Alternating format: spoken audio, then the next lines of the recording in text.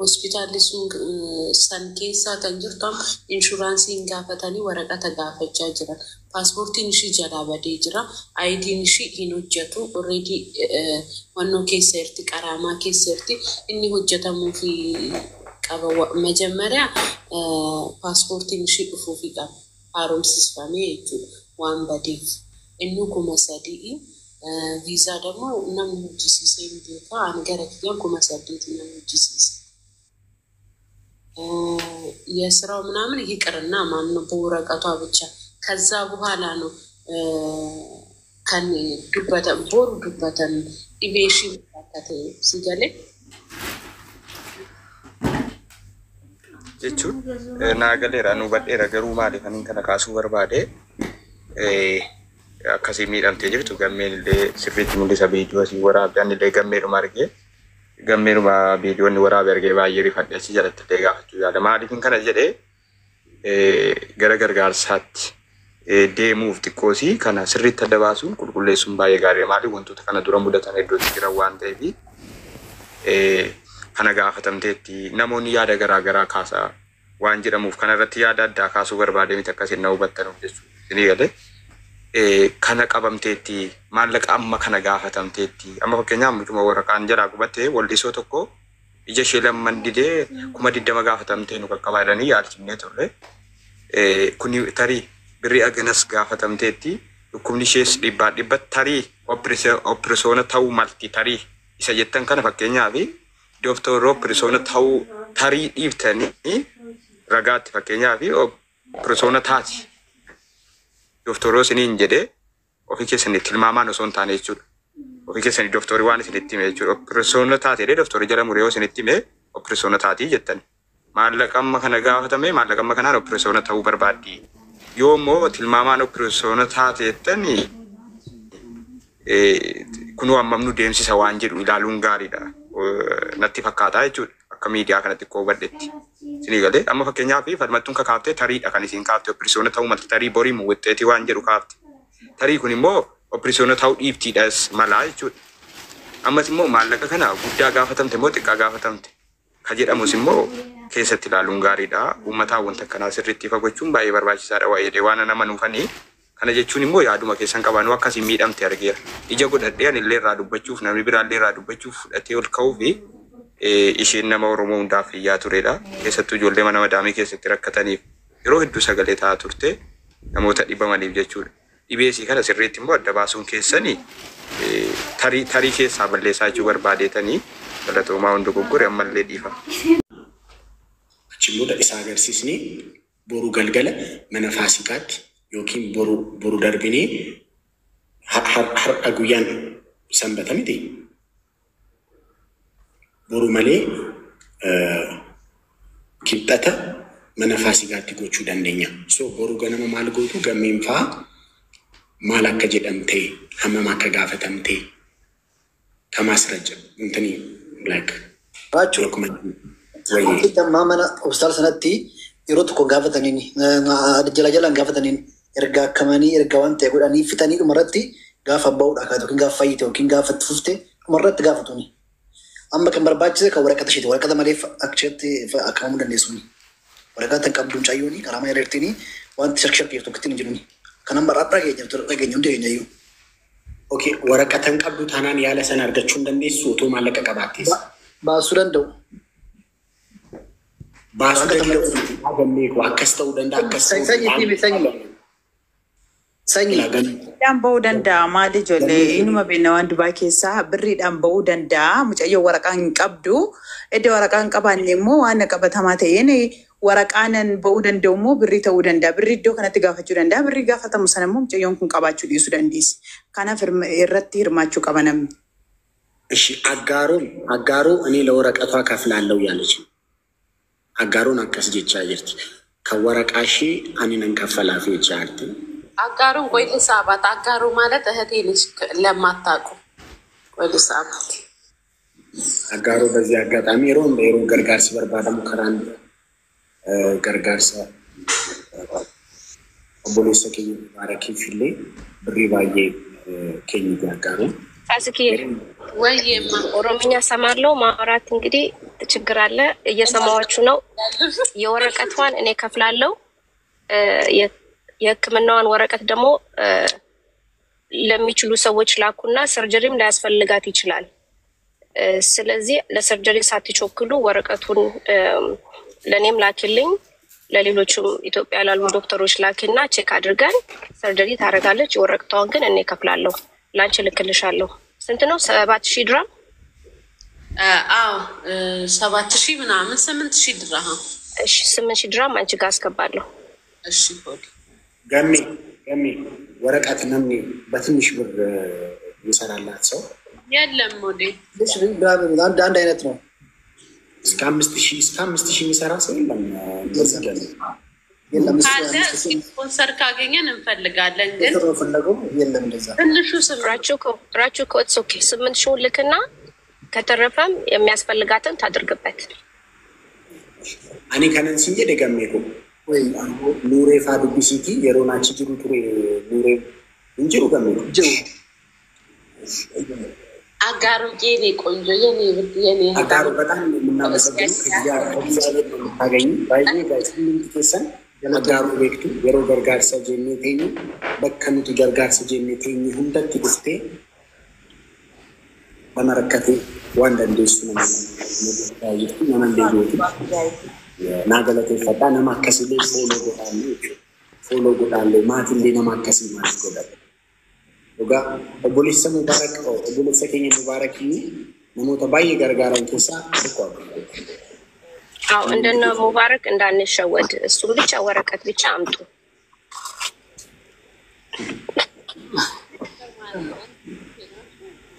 ay gamme amarakisa wanta if yechula namni amma shakya kasi wan qabu isin deematti dokumenti jiru hunda wajjin rache askan jiruate sanin jirtanu damma nama kana kesin jirutu wan buret bijene agaro sano anatu miti dargamme ko be chari muhammad manne askan bekuni manne bekuni nama kana kesin awali rache game yero tokko waraqanni tokko wai kan bayin jira Arachi ati follow nafte bisi agaro sata wati sata u warakata sana sinifin erga miknatu wanjed wachirratti na ndumti kesa warangeli fadukistan ndupistu wante warakata sana enyu mafiyuna nergara konkabu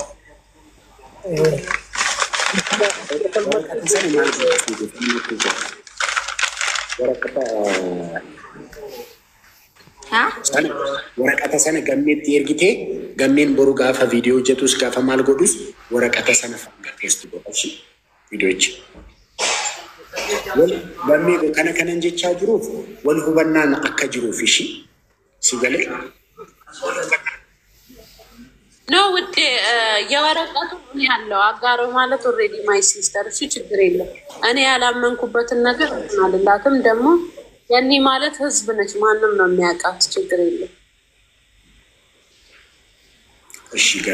እሺ ፋሲካኮ እና ይሄን ይመስላል። እሱ ማሊራት ወሊገል ያመፋሲካኮ ቦሩ ገነማ ዋንጅሩ ስሪት አመላልካ ወረቀት እሺ ለአይዲዋ ስፖንሰር አግኝታለች።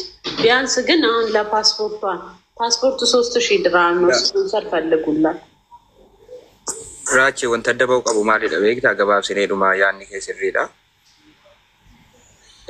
ፈከኛፊ tokko fa persona ta'u qabdi yoo jedhame sanattis ragaa qabatame dhiyaatama maallaqa amma barbaachisu sana amma na gaafatamte ka jedhamu beekuu qabani sii galee amma kana sii barbaachisa waddi jedhamu uummatatti ittiin gadi ba'uu qabu maallaqa amma kana barbaachise amma kana hin qabnu uummanni nu gargaaruu qabaa jedhan kan akka dhuunfaa kiyyaatti gaafa sana biraan dhaabbadha akkasumas immoo dhukkuba ishii barbaachisu kana irratti ragaa dhuftuura irraa qabaachuu qaban maaliif miidiyaa wal makateera waan ta'eef ragaa qabatanii dhufuu qabu malee lafa duwwaatti miidhamteetti yoo jenne deemne rakkoo gara biraatti miidiyaa argaa jirta akkuma ammaa kana jechuudha. Rakkoo uumaa jechuudha.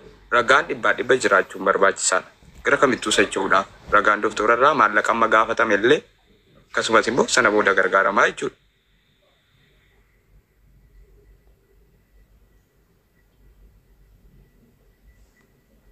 Xumureera itti fufuu dandeessu namni dubbachuu barbaadan.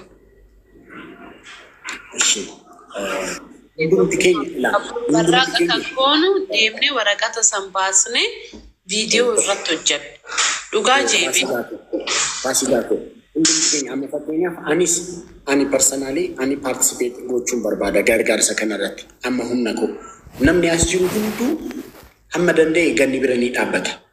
Sigalee amma maal nuuf gootu seetan ani kana isin amma Faasigaanis ganni bira jiru gammeen illee ganni bira jira sanyiin illee ganni bira jira falmatuun ammallee ishee bira jirti. So isin boru deemtanii waan jiru hunda edda adda baastanii Faasigaaf gammeen mari'attanii mana Faasigaatti gargaarsi kun haa qabamu. Amma maalirratti taasifna gargaarsi kun boru haa ta'u moo boru malee maksanyoo haa ta'u moo isarratti Faasigaa qo'atii nu beeksisi. Laalitiin boru akkuma tokkummaan je'etti dhugaa je'enni beekta. Waraqata san baasnee viidiyoo irratti hojjennee siifis erginee nama ergamuufis erginee yookaan lammaffoo haa ta'u gargaarsi sitti fakkaatu. Boru malee iftaan maksanyoo jechuudha miti. Immoo maal jettu yaada irratti kenna. Boru galgala ta'e boru galgala deemna bara bara. Ta'uu dhiisuu ishii boru galgala boru guyyaan bala waan ta'eef boru galgala ta'uu godheewu. Dhibeen qaxaroo namaaf hin qabu. Mucayyoon kun miidhamuu dandeessi jidduu kanatti. Wanta jiru hin hirmaatamee waraqaa nama danda'ame otoo ba'ee fi wanti danda'ame hojjetamee fi waraqaa sanallee amma ta'e doktoroota faana mari'attanii dubbattanii otoo waan tokko fala tokko faltanii fi isatu wayyaa. Dhibeen qaxaroo namaa qabaa? Teetruuto bakka boru deemnee waraqaa san baasnee haguugnee. Asirratti yaada xiqqoo tokko fakkeenyaaf borittoo beellamtanii waraqata sana boritti baasuu danda'uudha qabdu. Siigalee amma fakkeenyaaf waraqanni sun boritti waan isinii bahu amantummaa qabaachuu qabdu. Ragaan isinii bahu. Siigalee bor jettanii ragaan isinii hin baane rarree afa waan ta'eef boritti waraqaan ragaa dhukkufachuusii maal akka gaafatamte isinii baha yoo ta'e boritti beellamtu. Asumaan immootuma ragaa mana yaadaan argate yoo boritti beellamtanii isinii bahuu didee rarree si jala rarree afa si galee kana sitti yaaduun gaariidha jechuu barbaadeetan. Akkamitti nu ba'a mana yaadaatii ragaa akkamitti argachuu dandeenya bor argachuu dandeenya bor dirqama nu bira gahaa waan jedhanu yaada keessa galchuuni gaariidha yookaan immoo guyyaa lama bira nu bira gahaa waan jedhus immoo yaada keessa galchuuni gaariidha.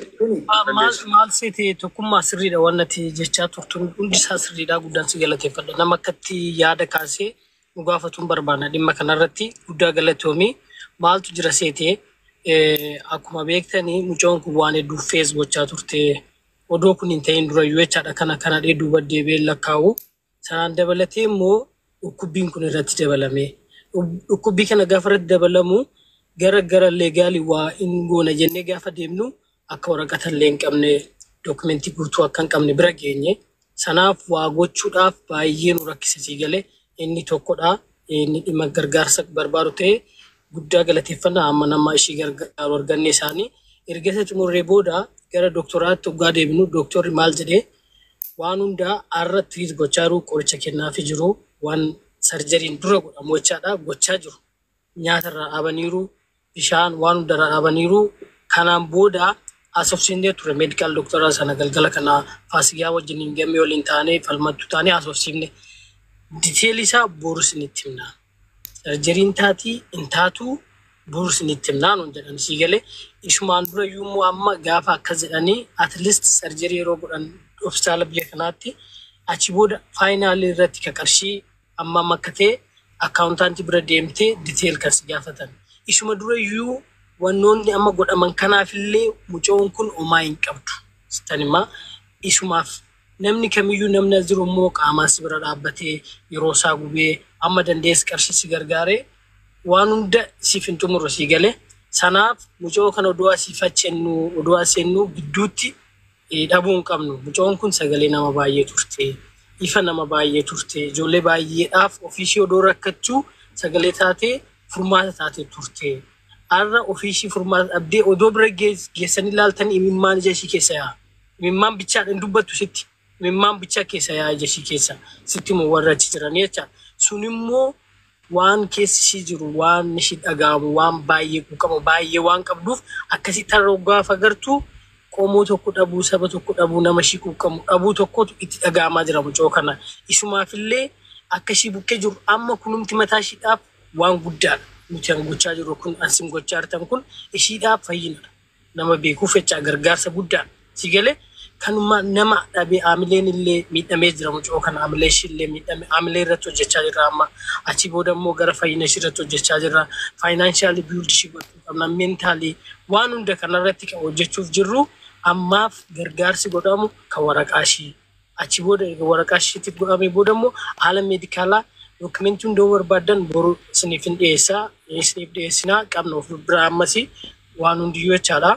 So sanaaf waan hundi faakti kan ta'e namootaaf hin ibsinaa akkamiin akka gargaaramuu qabdu mana eenyutti yoom akka ta'u gargaarsa akkamitti akka ta'u koreen dhaabateet murtiin kennamaa haala sanaan itti deemnaa seera qabeessaan isa dursa kan dursu gin waan amma godhame kanaaf guddaa galateeffannaa warra waraqaa ishiif gargaarsa godha hundi keessanuu kana beekaayii kanaadha akka ta'aa jiru wanni jiru xiqqoo waan cimeetidha kan fuula namaa dhaabataa jiru ishee. Sanyii koo sirriitti nuuf ibsite manni bakki gargaarsaa murtaa'eera yookiin faasigaa bira ta'a yookiin gammee bira faasigaa bira haa ta'u sarratti walii gallee yooma haa ta'u isa jedhu irratti amma fakkeenyaaf akka namni hundumtuu jechaa jiru guyyaa achi fageessuun sirrii miti jechaa jiru. So boru ganama murtoo darbee adda baafatanii booda boru ganama boru galgala mana faasigaatti otoo gargaarsi ta'ee maalittu si?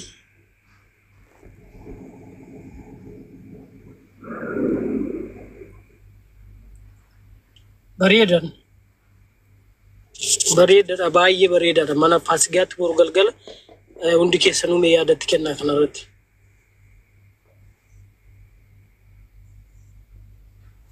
Hundi keessanuu yaada. Kanarratti namni komii qabu jira natti hin fakkaatu. An komiin qabu kanarratti baay'ee nan deeggara yaada kan. Galatam tokkummaa. Ani yaada tokko dubbadhu. Ishii falmatu dubbadhu.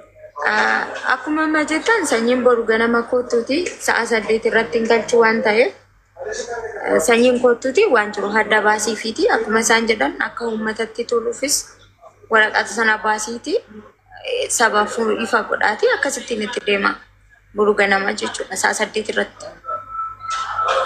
Okay, yes, no problem.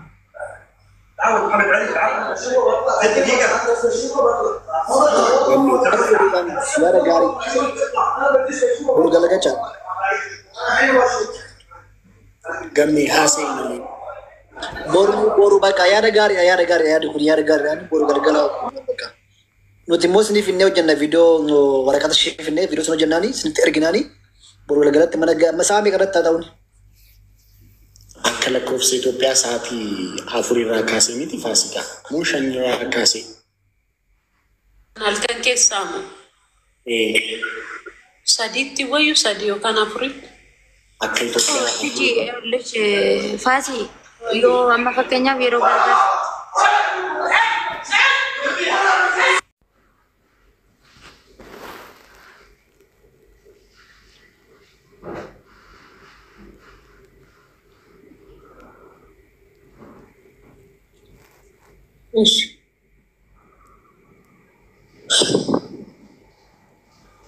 Normal, amtumaan taaneen nagaadhaani. I think wajib Nagaadha. isa ishiidhaan waliin qabatu kun ishiin shakkiin. Waliin qabatu ifaan qabatu nagaadhaan bakka tarreedhaan. Boru sa'a meeqatti jettanii? Dhiifama ishiidhaan otoo hin taane kan nama biraatidha. Bakka jira miti ree mana yaalaa jira macheem waan baay'eetu jira.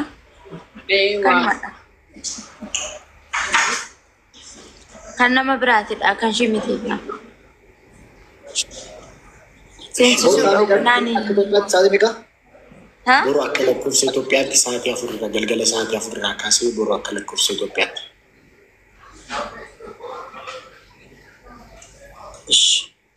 Falmattuu maal jettu?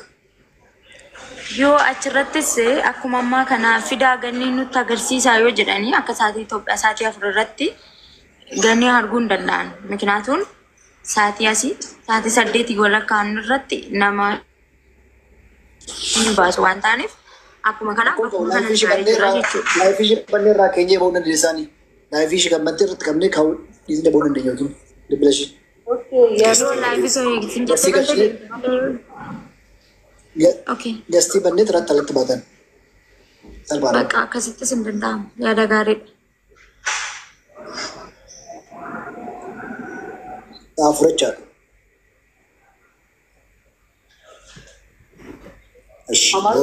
Amar faana saafni jolle.